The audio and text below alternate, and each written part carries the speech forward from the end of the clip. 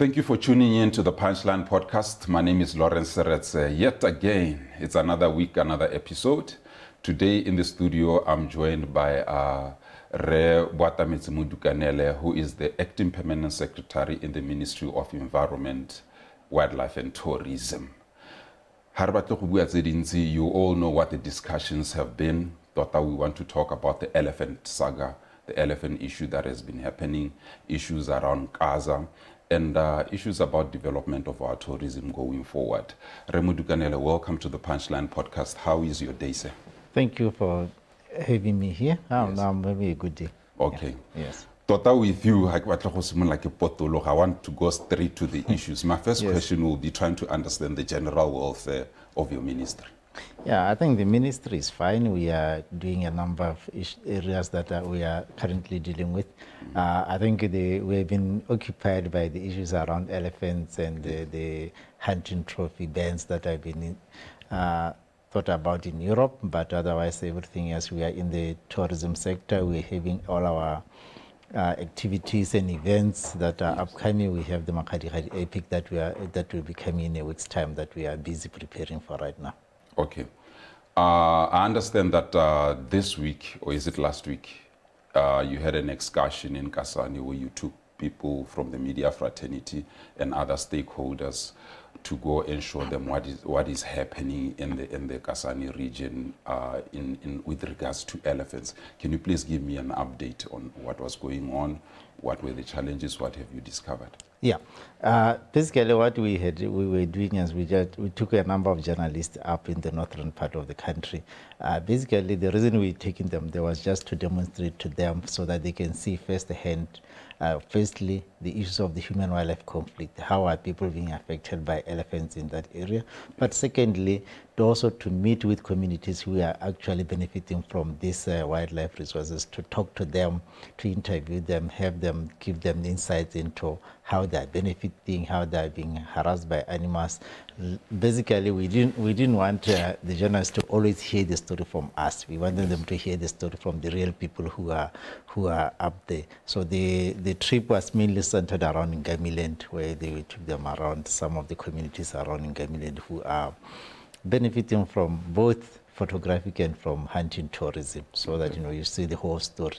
Because for us, wildlife tourism is both photographic and hunting. We look at it as wildlife economy as tourism, because tourism is all about travel from one place to the other for all various reasons. Whether you are going hunting or you are going to photograph, that's all about tourism. So we wanted journalists, our own local journalists, to have an insight into this so that they can tell the story from our own perspectives rather than always hearing our story from external journalists. Oh, okay. Yeah. That's quite interesting. So far, what have you discovered? I mean, with you yourself being there and having this whole different stakeholders there, what would you say excited you, or what do you think are the developments that you would like to highlight? I think what the most exciting thing is that we're able to show people who are not, for us, we do it every day. So we take it for granted that, everybody knows that, there are these people who are doing this with the money. But the exciting thing is that you were able to demonstrate in some areas like in Sankoyo, where the community has utilized their resources to fund installation of electricity for their own people, for their own institutional housing from the proceeds of the tourism that they're utilizing in that area, and then so taking them to other areas where they also saw how communities are actually directly getting benefit at individual level, at community level, and so for me that was exciting, because if you show this, it's one thing to tell people that something is happening. It's a completely different thing for them to see come it, and witness it come and witness it themselves. That was the exciting thing. So that when they write stories about these issues, they're able to have a balanced view. Yes, they have a much broader appreciation. Much more broader appreciation, because there will be things that are not working properly, but there will be also things that are working very, very well. So they'll have a broader issue of the whole. So that was really the exciting part, that now it's not just us who are telling the story, it's also others who are not part of us, who are just independent, that they can say what they want to say, what they have seen and how they see it. Yeah. So what were the other challenges, I would like to say, because you are telling me about maybe good things that you have observed and the positive. What were the challenges that you have observed as well, and what are the plans to deal with these I think some of the challenges that you observe when you are in those areas is that there are some communities that you find that even though they get the resources, they are not necessarily utilizing it to the most optimal that they are doing. And some of the issues that border on issues of around whether there are legislation that can regulate some of these things. So from a ministry perspective, we are currently working on a number of legislations that are geared toward improving the management of the resources that the communities get out of hunting. But we also looking at how, because at the moment, a number of the professional hunters that are part of the game are mainly from outside the country. So that's an area that we are currently working on to encourage more, to develop more Botswana professional hunters, so that, it doesn't, at the moment, a lot of it is around selling animals, getting money, but you want to develop the whole value chain, so that, you've got professional hunters, you've got those who are utilizing the products out of the hunting, you've got those who are transporting all these hunters from A to B. So we realize we have one component of the value chain that we have gotten really well, but the others still need to be developed. So that is where we are currently. We see as a low side that we need to work on. Okay, I want us to develop our conversation in this manner. I basically want to start with understanding the human-wildlife conflict, which is a major factor that manifests in those key areas, and then we can go and understand the hunting, the whole hunting issue after that.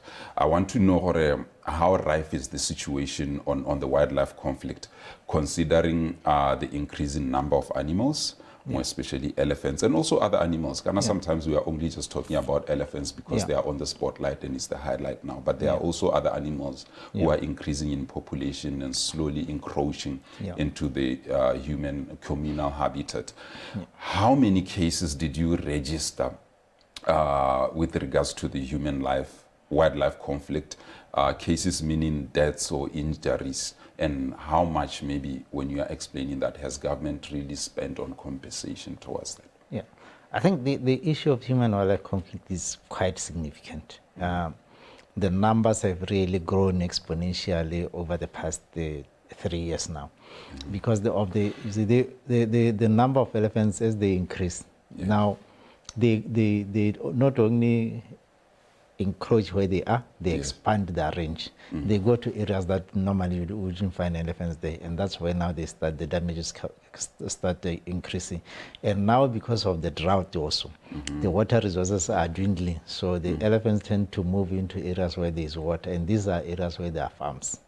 The tricky thing with animals is that because the elephants will come and open the fence, the lions will fall. The other smaller game will come in. Now they use that pathway. Now the lions will come following the smaller game. So you see, you might think it's an elephant that's came in, but suddenly you have a lion coming in, and then the elephant will destroy the infrastructure, but the lions will destroy the livestock. So it's always a combination of factors that come in. So if you look at, for instance, for the past 3 years, on average, right now we come to almost 10,000 incidences a year of human-wildlife conflict. It's a huge number. It's a huge number, and we spend in the region of 24 million pula a year annually to compensate people for human-wildlife conflict incidences. This is a huge budget. It's a huge budget. That could be going into developing communities. That could be going into development of these communities. That could be going into development, building schools, or even building health facilities. But we tend to put this money into compensation. But the other real issue is that, if you go to Ngamiland and Chobe, these areas you can't even farm because, elephants will come and destroy everything that you have done. If you plant maize, they'll come and take everything out. Now, that alone deprives those people to be independent, to be able to develop their own resources, their own food. You know, nobody wants to beg. Nobody wants to depend on Mobo Mabi Pele. Everybody wants to have their own dignity of saying and be self-sustainable and build their own wealth. But in those areas now, because of the situation with elephants especially, you can't do any of those things. That really is the main issue that we are saying. You know, the human-wildlife conflict has a human face. It makes people not be able to self-sustain, be able to, you know, grow their own grow crops, which is, you know, for a Botswana, it's one of those things that, you know, sometimes keeping a few animals, a few livestock here and having 5 hectares here, it gives you the self-esteem that you as a person want, you know. So, but because of this your own dignity, but because of this situation, you can't even be able to do that. You mentioned an issue of compensation. I would like to understand what compensation means and in what form does this type of compensation come? Compensation basically means an animal comes, we have different rates. For instance, we have actually a number of animals that are compensated for, mainly the big 5, which is elephant, lion, leopard, rhino, buffalo, and then we got the cheetah and then the wild dog. These are the animals that we compensate you for if they have damaged your mainly your fields. We have different rates for different things. If you kill a cow, there are different rates. If you kill a goat, there are different rates. So basically, we are saying this animal has destroyed your property. Yes. If they come into your farm and they destroy your fence and everything, you know, they'll come and the agriculture people will come and assess and give us and say this property was valued at this much that was damaged. So then we pay a certain percentage of the damage. We don't pay the full amount, we pay a certain percentage just because we can't afford it. Basically, we were talking about the issue of compensation, and I clearly do understand that it comes in different categories depending on which animal is classified where and the rates. In your assessment, maybe as government and the ministry, have you established whether this really does, at the end of the day, these compensations really make an impact? What has been your assessment? One of the things that we have observed is that the compensation is not sustainable because it keeps the money, it keeps growing every year. As the conflict increases, the more money we need. So when the economy is not doing well, it means we can get as much resources that we might need to compensate people. But at the same time, the compensation does not help an individual to build wealth. Yes. You know, we want people to be able to build their own wealth and grow and be able to be self-sustaining. So we realize that even though the compensation to some extent helps people, but to a large extent it is a burden on government because if you go during the plowing season, you find that we get reports of elephant damage all over the country. One, it stretches our resources from the point of view of the Department of Wildlife, which has to attend to all these incidences that have been reported. You need vehicles, you need people, you need all sorts of resources to be able to attend to those things. So compensation, in a way, is okay, it helps people, but it's not sustainable, but it also doesn't change people's lives. It doesn't make people become better. Their livelihoods become But the conflict also keeps on increasing year in, year out. So the compensation doesn't reduce the conflict.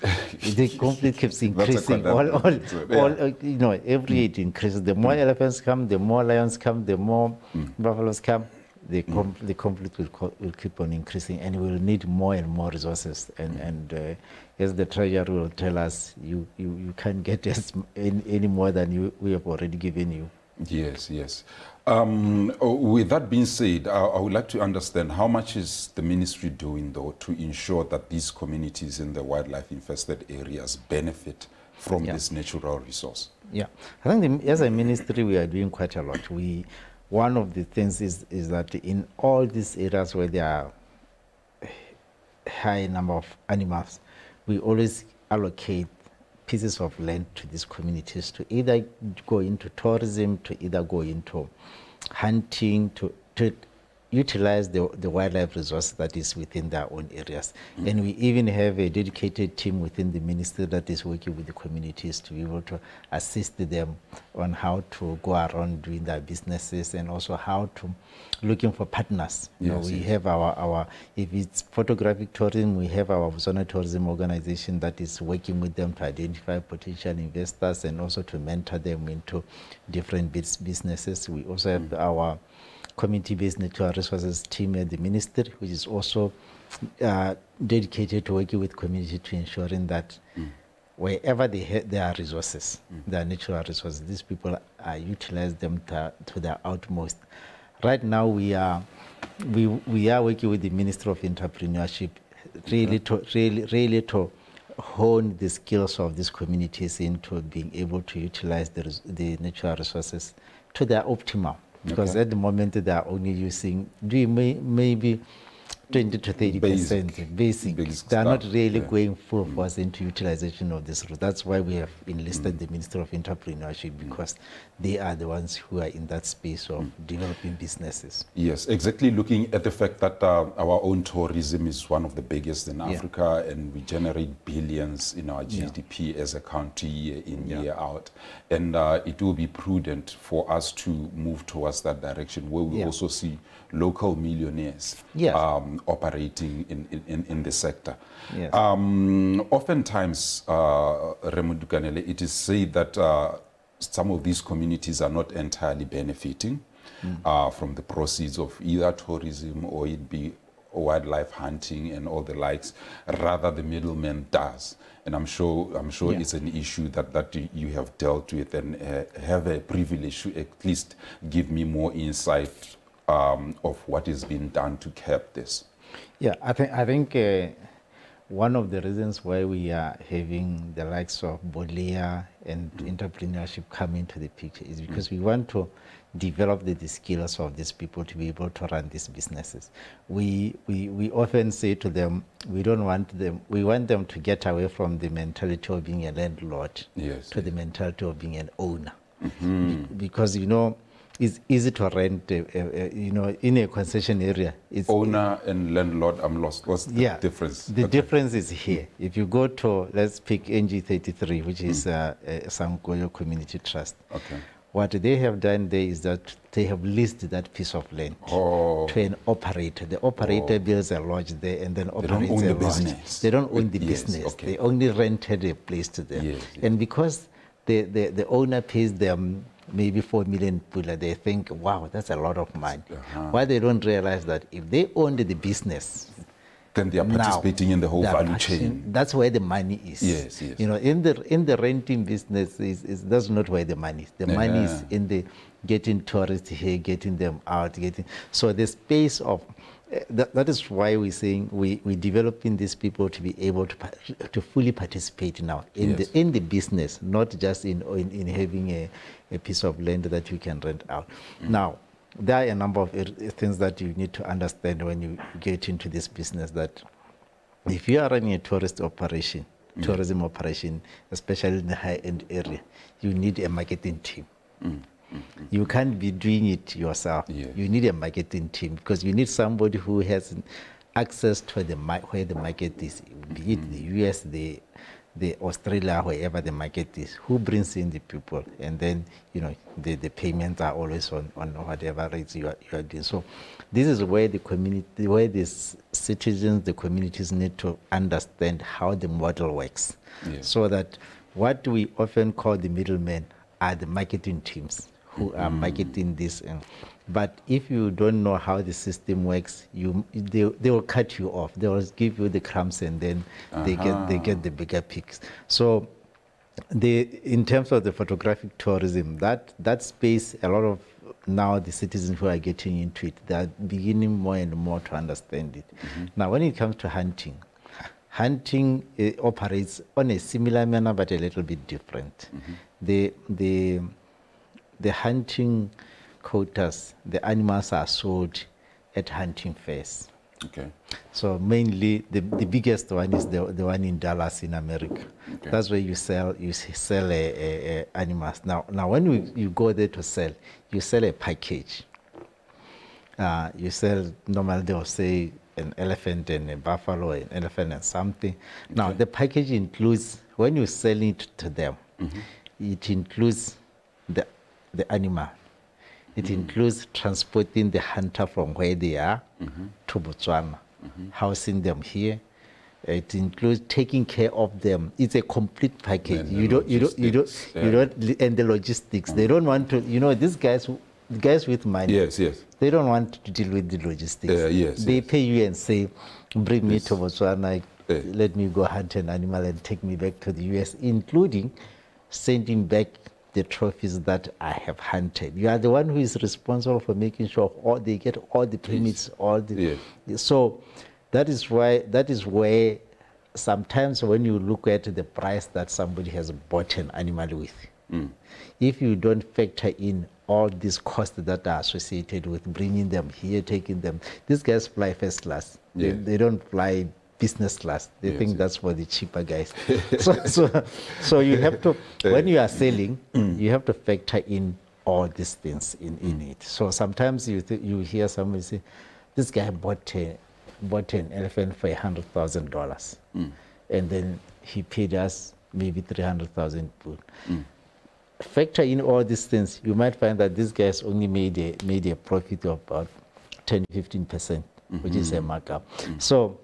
But it is once we, as communities, they can get into that space. They'll make more money because of course skills. Develop the skills because then they will not have to share their profit with anybody. But they will have to develop a marketing team, people who know how to go and sell. It's just like the auctioning diamonds or any of these animals. When you are out there, it's a big auction. People come in, they buy. But it is the skill of selling that you need to develop, the marketing teams, and to be able to understand how to go and sell outside and what it entails. And are you able to, like I say, if you go to the Delta mainly and look at the high-end tourists there and how they are treated, you start realizing that if you are able to do that, there's money. There's money here. So the bigger conflict here, maybe it's an issue of understanding or the lack thereof when we talk about issues of middlemen. It's basically not understanding the whole value chain and who plays what responsibility and at what stage. So are you basically saying to me that government is looking towards capacitating the locals so that they can play in the whole aspects of... We are. That is why we even fund these communities to attend to this big fairs so that they understand, they start learning and build their own networks of clientele. We make sure that they go and see how these things work, how you deal, you negotiate with the agents on the other side. We have done it very successfully in the photographic tourism, and we are taking the lessons learned from that side to taking them to the break it down for me and what happened in the photographic tourism. In the photographic tourism, if you were just about 2017, 2018, if you were the biggest photographic tourism phase in Berlin. It goes in Berlin every year. We have once partnered with them to showcase our culture, and it was one of the most successful in 2017, 18. ITB. Oh, okay. I attended that one. Yeah. And what happens there, if you look at 2017, 18, and you went there and you went to the Botswana stand, we always have a big stand there. Of course. You would hardly find a black person in that stand. Yes. You will find only white people, white white people, either white Botswana or white, yes. you know, it didn't matter, Yes. but you hardly find a black citizen there.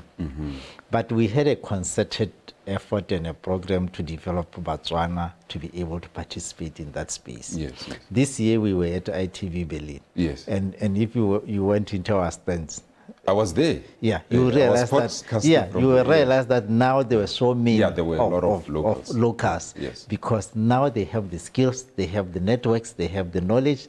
They're able to go there and sell their product and be able to get a guy from Berlin straight here and take them back. They have Directly now, without the middleman. So whose responsibility then? I'm trying to throw in a cat in the pigeons here. Then at the end of the day, whose responsibility is it to make sure that this whole middleman thing is it government's responsibility, or is it the operators? As a business, because the hunting industry is not well developed in Botswana. Yes. The government is basically the one who is hand-holding this and that. That is why we are partnered with entrepreneurship and all the people who know how to develop a business per se. Yeah, it's government who are actually, but within the photographic tourism, it was government plus the industry, because the tourism industry on that side was well developed. So we started getting them to say, you know, if you want to continue operating with us in Botswana, mentor some people. Oh, nice. Hand-hold others, so that we can get together, we can move forward and impart skills, and impart skills on them. But because the hunting and the period when, you know, before the hunting ban in 2014, the hunting industry was a little bit more developed. But and we had companies that were actually dealing in byproducts of hunting. But the 4 years where we had no hunting, almost all those skills disappeared, because, you know, like anything else. Yes, after the ban. If people can make money in this part of the business, they move on to something else, or they move out of the country. A lot of the people who were skilled in doing ternary and all kinds of stuff that deals with animal products moved on to other countries where they were hunting. And saying that's an interesting point. Have we ever established how much revenue or potential revenue or opportunities that the country has lost during that period? We haven't really calculated it, but we know, I mean, we know that we make in excess of 100 million out of hunting every year. So, you know, if you lose that kind of money every year for 4 years, that's quite a significant. You can do the math. You can do the math, and especially, you see, sometimes when you talk these things, it's easy to see them as small amounts when you are looking at the country. Yes. But remember, these are industries that operate regionally in certain places. So if you take Ngamiland and you take that kind of money out of that Ngamiland economy or out of Chobe economy, it's quite a significant lot. Exactly. I mean, if you during COVID, if you went to Ngamiland and Chobe, you realize that almost every industry was incapacitated, because all the industries are dependent on tourism. If you go to a garage that services vehicles, the trickle-down effect. The trickle-down effect. Most of the vehicles that come there are either directly involved in tourism, or they are owned by people who are in tourism, or you know, the whole chain. So you find that, I mean, I remember I went to this company, and it's basically a company that you think has got nothing to do with tourism, because their core business is just fixing tires and doing all kinds of stuff. But suddenly there were no cars moving around into the Delta up and down, and so suddenly you realize that they lost business.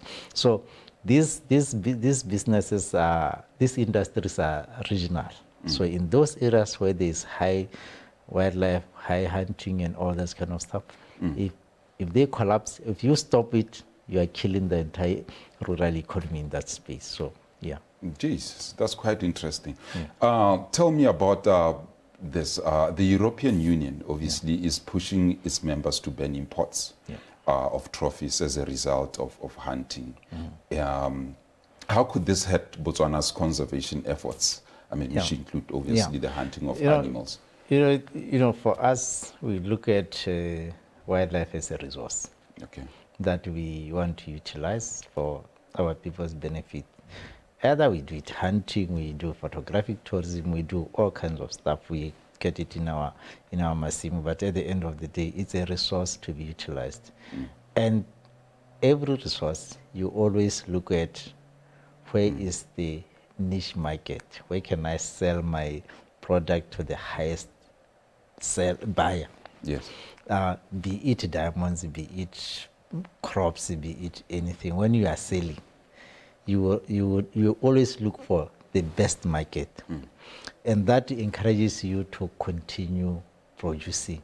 If you can sell to the good market, suddenly you realize that there's no point in it. Yes, I might as well look for alternative things to do. Yes. So the dangers with banning importation of trophies into any of these countries in Europe or anywhere else is that now these are the people who are able to pay good money for hunting our animals. Yeah. If we can sell to them, there will be, nobody would, it will be no incentive now to conserve all these animals.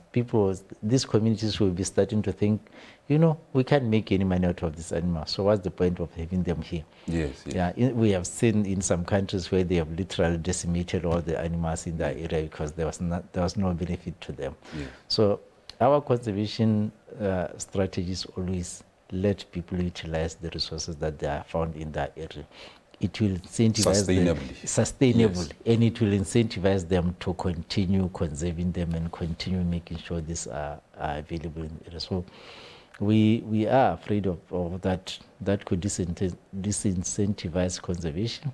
But it was we just came back from Europe, just where we met with His Excellency the President, where we met a number of people, and you can see that all the work that we have done has really made an impact. Because when we got to Germany, which was really a hotbed early this year, things have changed. Even the attitude has changed, and even the import ban that they were trying to do, they have decided that they are no longer going to do it. Even in France, they've also taken heed of us, and they are not doing it.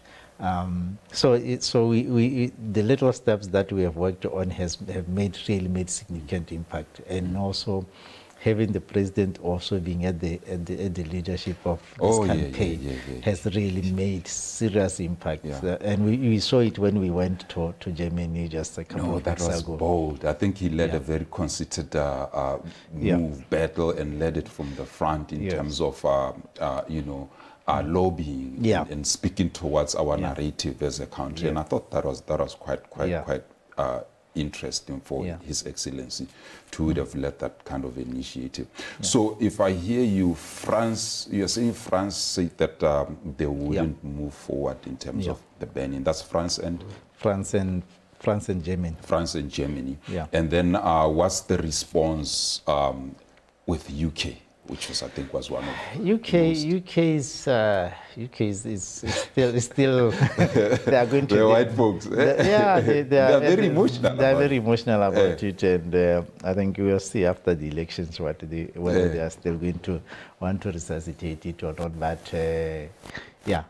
But from the European Union perspective, the mood is there is no mood for banning of trophies into their countries, at least from what we have discussed and engaged with them. So we play it by the ear. We'll keep our eyes on the ground. We have our embassies all our embassies in Europe working on strategy. We are working with them as a ministry on strategies to continuously engage with the European legislators and see what we can do to share our story with them. Okay.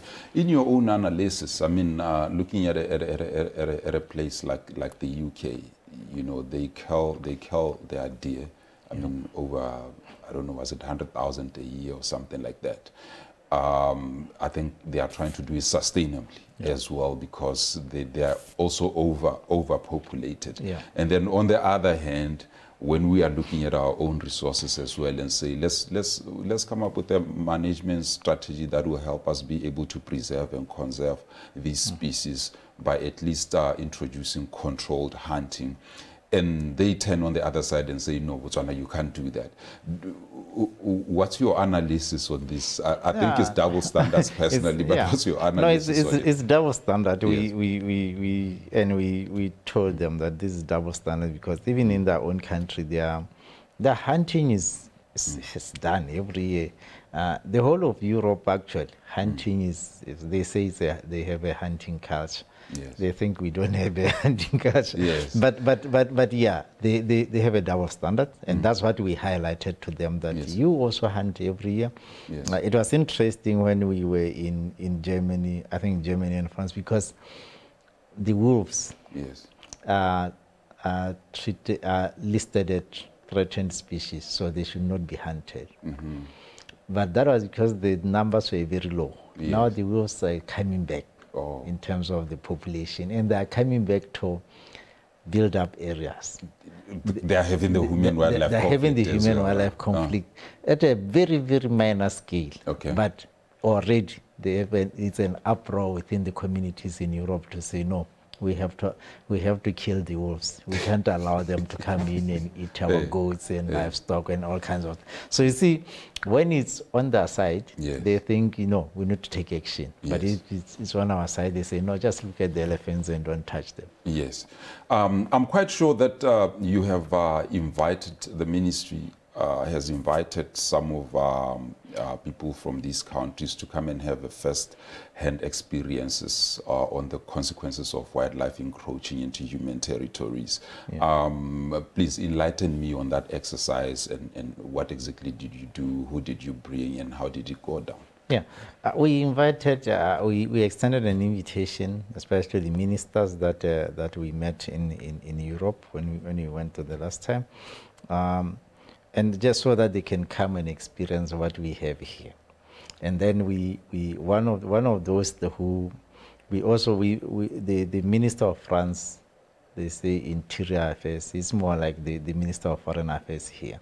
She actually came here for other issues, but she came also to come, and we took her up in the north in Gamiland to show her what are the impacts of human-wildlife conflict, and also to request for assistance in dealing with these issues. And I think it also opened her mind. She realized that we are not talking about 1 or 2 elephants. We are talking about quite a large number that you can find in any one place. We also invited the ministers from Germany, the Minister of Environment, who was very hostile when we went there the first time, but we invited her nonetheless, and we met her again this time when we went. But she had a change of heart when we met her again this time around. She's promised that she'll find time in her schedule to visit Botswana. We have invited members of Parliament from UK. They haven't really, but because they were going for elections, of course, they said no.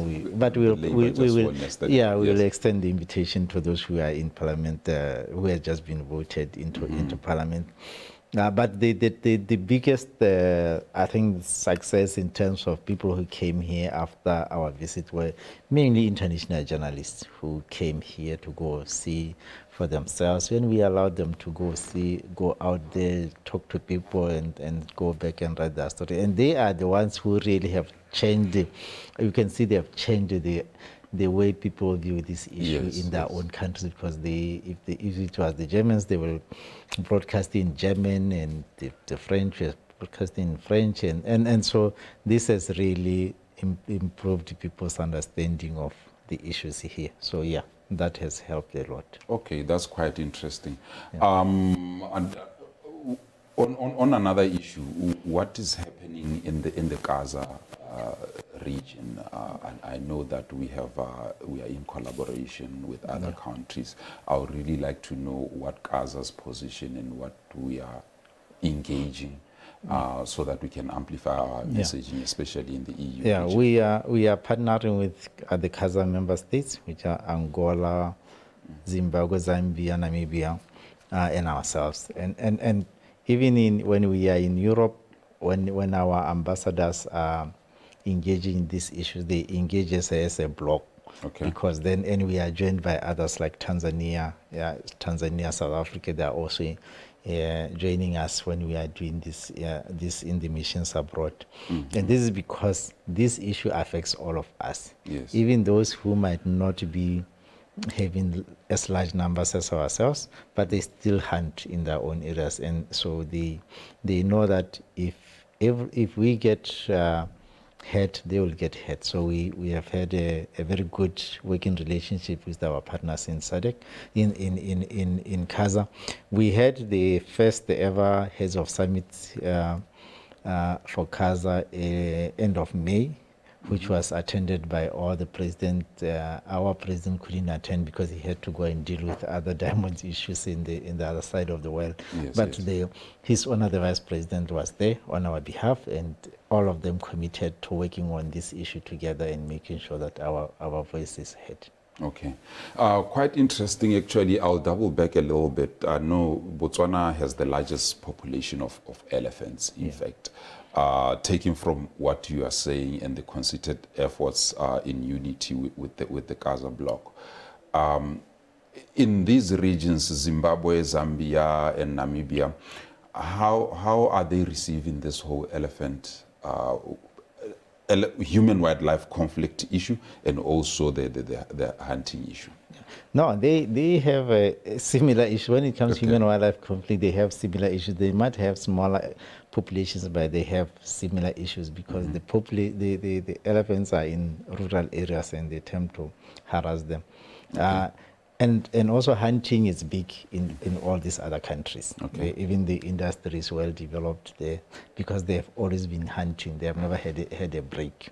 So to them, they know that hunting, if the trophy ban is instituted, it will really hurt the economy. So they are really with us on this one because they know that it is to their benefit. Actually, when this issue of trying to ban importation of trophies came in Germany, the Namibian Minister of Environment was the first one who wrote the Germans a very, very, very scathing letter to say to them that you guys are no good. but it shows that because it is a big industry in Namibia, and the Germans are the biggest and the largest number of hunters who come to Namibia because of the historical ties with Namibia. So they knew that that's 80% of their market closed. Yes. So that would have really it would have hurt them. At least with us, Germany is only 5% or 10% of the market. So it's not that big, but it would make a difference. Okay. But then as we are going towards wrapping up our conversation, I want to understand then what's Botswana's assurances in terms of, both the publics and stakeholders and maybe the global world about our move towards the sustainable utilization of these resources within the activities that we want to introduce and within other things that we want to implement. What does the future look like? What are we assuring Botswana? What are we assuring the global public? I think in terms of assuring Botswana, we have really engaged our external stakeholders, those who are both our market or our largest market, which is the US, and also our smaller markets, which are Europe and all the others. But we are also looking at other markets that we had not explored before, like the Arab market, which we had not really explored. We are already actively engaged in that market to ensure that we always have alternatives. Or if one market closes, we can always look at the other markets. So those are the issues we are dealing with. But also from an international perspective, we have CITES, which is controlling the trade in all these CITES listed species, which elephants are. There are a number of requirements that CITES have put in place, and we have managed to comply with almost all of them. We are just finalizing just closing a few gaps here and there, but all in all, Yes. we are complying with all those international set standards, Okay. which confirms to the international community that whatever we are doing Mm-hmm. it sustainably, we are doing it in the right manner. We always have all those teams, societies coming here to inspect our ivory stores, to look at our ticketing systems. I mean, if you look at it, we have been hunting and we've never had any of our permits rejected when we export to America, which has the toughest restrictions and requirements. All our permits that go for hunters who take their trophies to America, they always get the go ahead to do it. Even Germany, where we export very few, we have never had any permit rejected because of the requirements. But they have very, very tight requirements, which it demands that you do things in a certain manner. So yeah. So what does the future of our tourism look like? This future of our tourism is very bright. Both hunting and non-hunting is very good. In terms of tourism, photographic tourism, we are already in the lead in many, many areas. This year, 2024, we were voted the best country for safari in the whole world. And a number last year, about 2 of our camps in the Delta were voted the best camps in the whole world for safari and for honeymoon. So we are doing very well, and we continue to do well because we tend to manage our tourism in a manner that it is sustainable.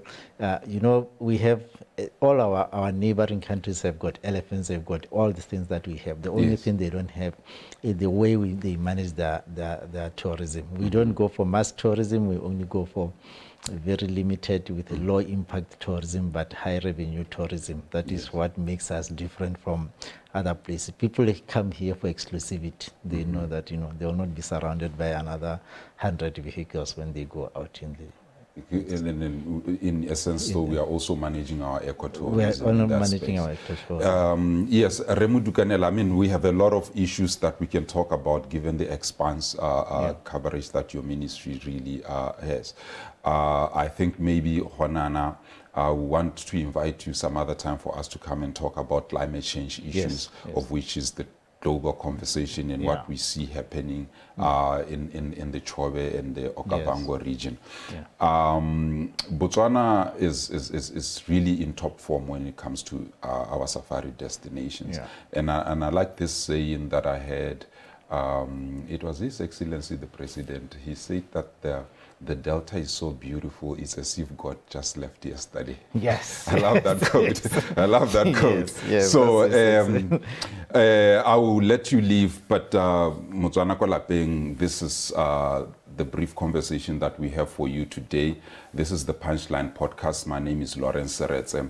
Week in, week out, we will be here trying to bring you topics and discussions that really matter to you. This is for knowledge seekers. Thank you.